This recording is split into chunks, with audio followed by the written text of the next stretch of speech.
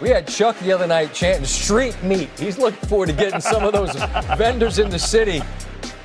Please don't stand on signs and fall down. You still got 4 more wins to get. Keep your poise. Y'all are New York City. As for how the Knicks get to the finals for the first time since '99, that was when they knocked off the Pacers in a Game 6, which tied in the fourth quarter. 32 from Allen Houston and 20 from Spree. New York would fall to the Spurs in the finals. Could be a rematch. 99 finals came 5 years after they lost to Houston in 94. The last title team was 73. Bill Bradley, Walt Clyde Frazier, Willis Reed led the Knicks over a Lakers team that included the logo Jerry West and the legend Wilt Chamberlain. Knicks clinched in Game 5 on the road. The 26 squad has already made some history of its own with some sweeps in the last 2 series. The first time the franchise has ever had multiple sweeps in a single postseason, even including the best-of-5 format earlier in the playoff years. They won 11 in a row. They won 6 straight on the road, all by at least double digits. Kendrick Perkins is with us in the building. And about the level of dominance they're showing, not just winning. I mean, they're putting people to bed early.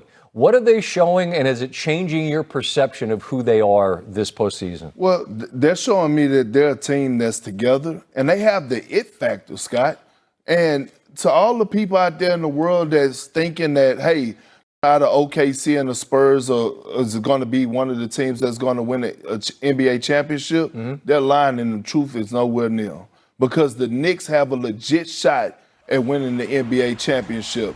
They're deeper than the Pacific Ocean and Atlantic Ocean combined. And when you look at their roster, when you look at their leader in Big Body Brunson, he's growing right in front of our eyes. He's able to get his and make others around him better. Karl Anthony Towns is looking like the best big man outside of Wembanyama in the NBA on both ends of the floor. And you know what the most important thing that the Knicks have? What's that? Two-way players. Yeah. And OKC showed us last year that you need two-way players in order to win the NBA championship. The Knicks have OG Anunoby, Josh Hart, Landry Shamet, and Mikal Bridges. So all of those guys are capable of defending at a high level and putting the ball in the basket. I just asked Kat something I'm going to ask you because you've lived it. When you haven't lived it, and now it's the finals, is it difficult, Perk, to just the outside noise and whatever it is you're feeling, it's got to be difficult to flush it and focus on what you're doing because it's just a game, but it isn't. Scott, you have to find that balance. And it's almost to the extent of, like, you know, when a guy first time fighting Floyd Mayweather in Vegas, you know, they get caught up in the moment. And Floyd already won the fight before he stepped in the ring. It's the same stage, similar when you step into the NBA Finals. The team that's happy just to be there is the team that's going to go home as a loser.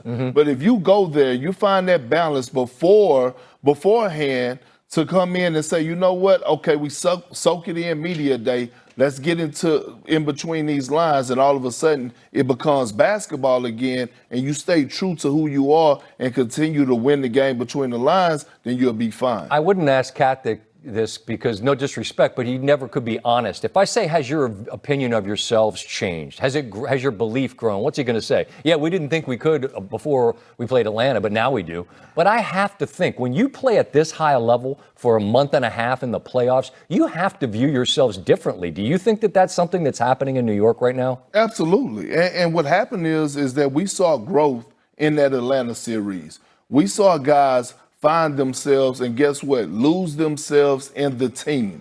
Because now all of a sudden we're watching a Knicks team that's playing agenda-free basketball. They don't give a damn who's getting the shine. We're watching Karl Anthony Towns take that step of being a defender. We're watching Jalen Brunson take a step of playing off the ball, playing on the ball, right? And all of a sudden, Mikal Bridges, who was catching a lot of heat from a lot of New Yorkers, including our friend Stephen A. Smith, all of a sudden he found himself in that moment. And Mike Brown did a hell of a job of sticking with him. Mike Brown, the Sacramento Fire? That Mike Brown? Yeah. Okay. I'm just checking. You know they can't get right. That's another story for another day.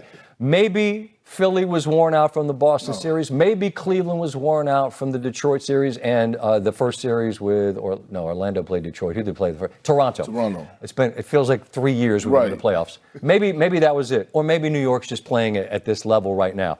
As for Cleveland, their series comes to an end, and it comes to an end by getting swept on their home floor. Donovan Mitchell on what happened. I mean, y'all asked me 1,000 times if we were tired. I can't tell you yes.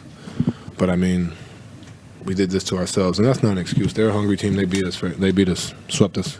So I don't want to diminish that. But we didn't give ourselves a chance because we didn't handle business. And I told them guys in the locker room, I said, now we know. Like, for a lot of us who've never been here, you can't play with your food. We had an opportunity to close both series and give ourselves some rest. You got to be able to give yourself a chance. And we had an opportunity in game one, and then we blew that. So the two series before, having to go 7, and it's our fault. Like, we did that to ourselves. You know, it's just an unfortunate situation. You know what I mean? Like, any team coming off a tough two series against two defensive monsters, it would have been challenging. And I don't necessarily, like, maybe the first 3 quarters we played well. I don't even know if the first half in the first game one. I think maybe that third quarter we played well where we actually made shots. And then other than that, I don't necessarily can remember a quarter where we actually made shots, like as a group, which is like, you're not going to win against any team. So it's just that's a little frustrating. Harden had 2 field goals and 5 turnovers. That's that odd stat about him. Perk, about halfway through the sound, you just put your head in your hands. What do you got for me on Cleveland? Well, first of all, somebody needs to take their microphones from James Harden, Donovan Mitchell, and Kenny Atkinson, because that is embarrassing to hear what they're talking about. You know what? In the playoffs, things are going to be hard. In 2008, we went through 2 7-game series. It's about your mentality. It's about, do you have the will to want? It comes from inside, Scott. And listening to those guys, they're making more excuses than a brother going to jail. Kenny Atkinson comment the other day was the most asinine thing that I've heard in this postseason. About analytics? About the analytics. We win the analytics. Yeah. What? What are you talking about? Yeah. How about showing some type of leadership? Donovan Mitchell, where's your leadership? And when I watched their lack of effort in the closeout game tonight on their home court, the New York Knicks had 20 offensive rebounds. Scott, you and I were sitting in the back, and I had to ask you, what they got, 25 dunks? It felt like as well. Jalen Brunson actually looked athletic. How many times did we see him push the ball coast to coast and get all the way to the basket? He got out in transition and got a little dunk. Jalen Brunson. Yeah. And he's one of my favorite players. But again, when you're looking at your leaders, supposed to be leaders, and Donovan Mitchell and James Harden, if you're banking on those 2 guys to lead you anywhere, especially into the promised land, especially after hearing those comments post-game, then you dead bird tall grass.